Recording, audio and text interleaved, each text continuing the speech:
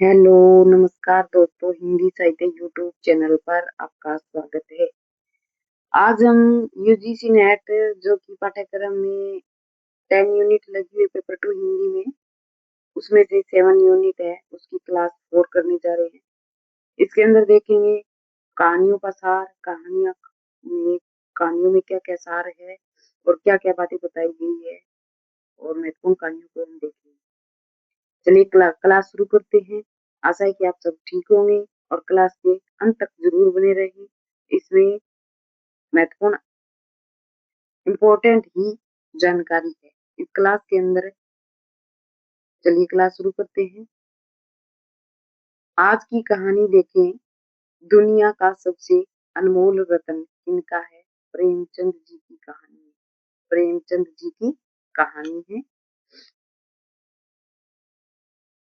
दुनिया का सबसे अनमोल रत्न प्रेमचंद जी की पहली कहानी मानी जाती है। ये माना जाता है पहली कहानी है, प्रेमचंद जी की पहली कहानी है। और संसार का अनमोल रत्न 1907 में 1907 में संसार का अनमोल रत्न 1907 में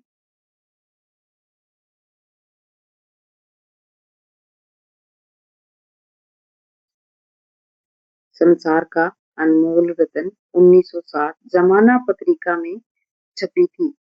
कौन सी पत्रिका में?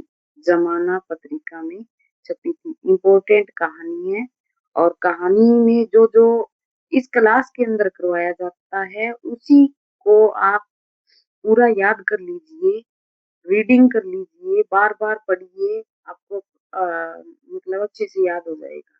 इस क्लास के अंदर से ही बहुत सारे क्वेश्चन आपको देखने को मिलेंगे।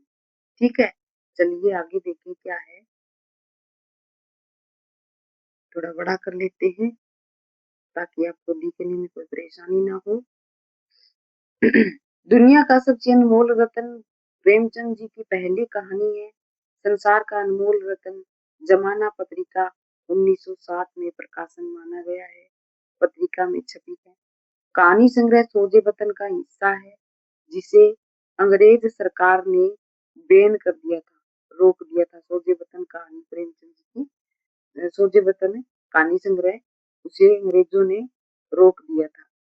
कहानी के अंत में देश प्रेम और देशभक्ति की भावना दिखाई देती है। कहानी नाम से ही देखो, दुनिया का सबसे अनमोल रत्न, नाम से ही हमें पता चल रहा है कि कहानी किस पर लिखी हुई है। देश प्रेम की भावना, भक्ति पर लिखी हुई है। चलिए आगे देखें। इसमें दिल फरेब और दिलफिगार की कहानी है। दिल फरेब है जो कि दिलफिगार से प्रेम करता है और वह यह बात भी कहता है कि मैं तुमसे प्रेम करता हूँ, शादी करना चाहता हूँ, लेकिन दिलफिगार कहती है कि जा, तू पहले दुनिया का सबसे अनमोल रत्न लेकर आ, उसके बाद में मैं तुम्हें अपना सच्चा प्रेमी मानूंगी। तब वह यह कहानी उसी के इर्द गिर्द घूमती है। दोनों नायक नायिका है, दिल फरेब और दिलफिगार। इसमें देखें, इसमें दिल फरेब दिलफिगार से कहती है, ओ सॉरी, दिल फरेब है वो लड़की है और दिलफिगार लड़का है। ये दोनों की प्रेम कहानी दर्शाती है। ये देश प्रेम पर है कि दुनिया का सबसे अनमोल रत्न लेकर आ, तभी मैं तुमसे शादी करूंगी। अगर तू सच्चा प्रेमी है तो दुनिया की सबसे अनमोल चीज मेरे दरबार में लेकर आ। दिल फरेब 2 बार नाकाम हो जाता है, लौटता है, मगर तीसरी बार बह जाता है तो वह रत्न खोजने में कामयाब हो जाता है, जिसके सामने दुनिया की हर चीज फीकी लगती है। इसके बारे में बताया गया है। क्या बताया है? दुनिया की सब चीजें फीकी लगती है कि दुनिया का जो अनमोल रत्न है वह लौट कर आता है तीसरी बार। जो 2 बार नाकाम हो जाता है दिल फरेब, फिर भी वह हार नहीं मानता है, वह ढूंढ कर ही दम लेता है। ठीक है, आगे चले। कहानी इंटरेस्टिंग है काफी। कहानी में मतलब इतना अच्छे से, कहानियां मुझे बहुत पसंद है और आपको भी बहुत पसंद होगी। लेकिन पढ़ने में जो इंटरेस्टिंग होता है वो क्लास के अंदर से ही आता है। हम अच्छे से पढ़ेंगे उसमें, मतलब अपना सब कुछ दिल दिमाग अच्छे से लगा कर पढ़ेंगे तभी ये समझ में आएगी। यह कहानी वर्णनात्मक शैली में लिखी गई है। कहानी अलिफ लैला की किस्से नुमा शैली को अपनाती है।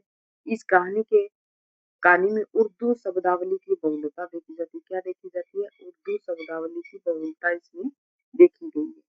कहानी सच्चे प्रेमी के प्रेम की परीक्षा की कहानी। ये क्या है? प्रेम की परीक्षा यहाँ हो रही है। प्रेम की परीक्षा, उसके इर्द गिर्द ये कहानी है। कहानी के पात्र कौन कौन है? दिलफिगार कहानी का पात्र है। दिलफिगार क्या है? कहानी का पात्र है। एक बार देखिए, दिलफिगार कहानी का पात्र है।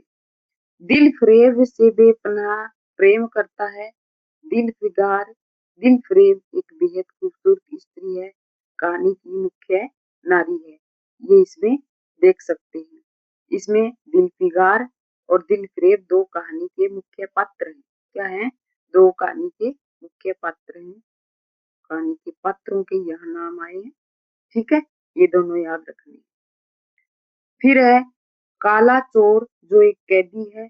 जुर्म करने के कारण उसे फांसी दी जा रही है। एक बुजुर्ग है जो दिलफिगार को हौसला अफजाई करता है, हौसला देता है कि अभी तुम हार मत मानना। एक बुजुर्ग आदमी है, वह कहता है ये जो दिल फिगार है ना, वो अपने दुनिया के सबसे अनमोल रत्न खरीदने खोजने जाता है। तब उसको एक काला चोर मिलता है, एक बुजुर्ग व्यक्ति मिलता है। ये बीच में कहानी के बीच की कथा है। ठीक है, ठीक है, या इतनी कहानी है। और उसे दुनिया का सबसे अनमोल रत्न मिल जाता है, और वह जो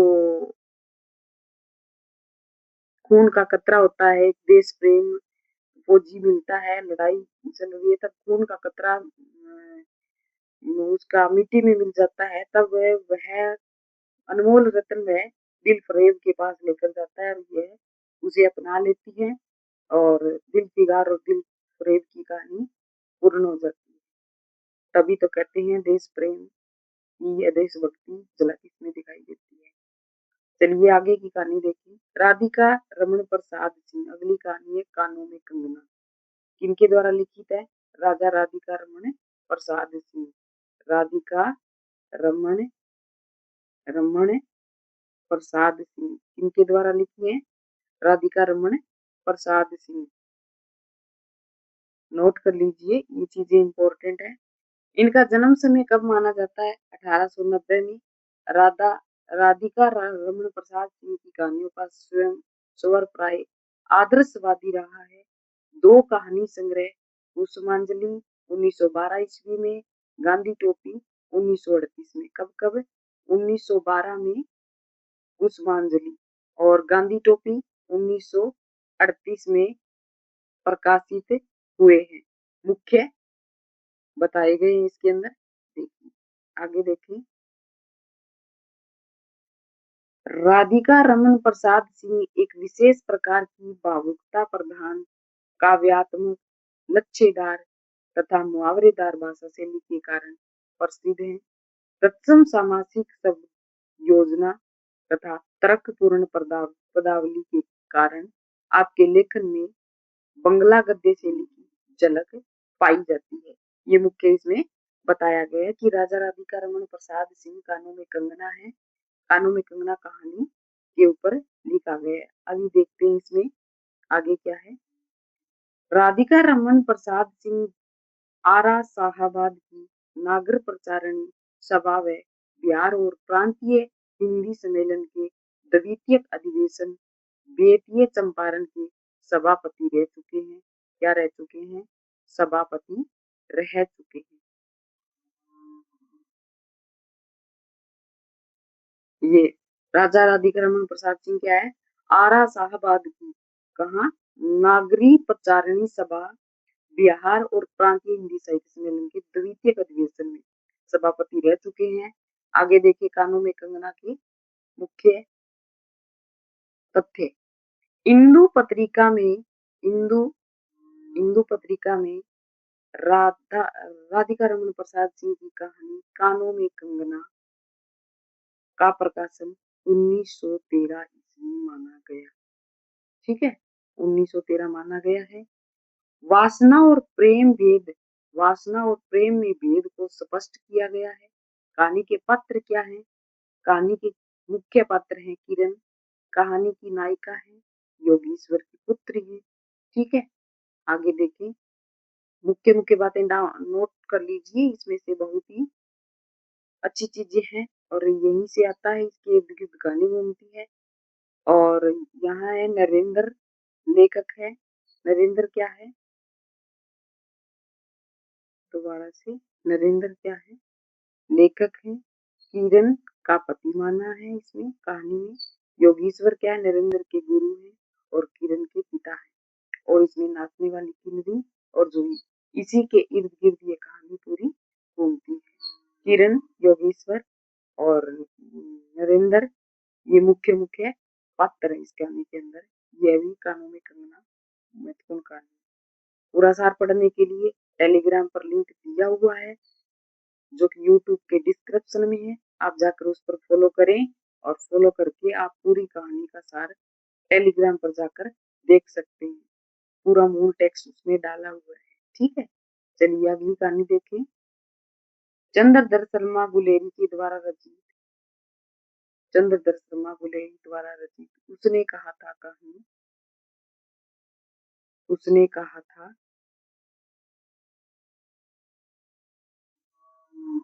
मुख्य कहानी। ठीक है, चलिए इस कहानी के अंदर बताया गया है जन्म समय, लेखक का जन्म समय क्या है, 1883 में और देहावसान 1922 में हुआ है। उनका पैतृक निवास स्थान हिमाचल प्रदेश में कांगड़ा जिले का गुलेर गांव था। क्या था, गुलेर गांव, कांगड़ा जिले के गुलेर गांव में उनका निवास स्थान। आगे देखें। आधुनिक हिंदी की कहानी, निबंध, समीक्षा एवं भाषा शास्त्र के विकास में चंद्रधर शर्मा गुलेरी का योगदान महत्वपूर्ण समझा जाता है,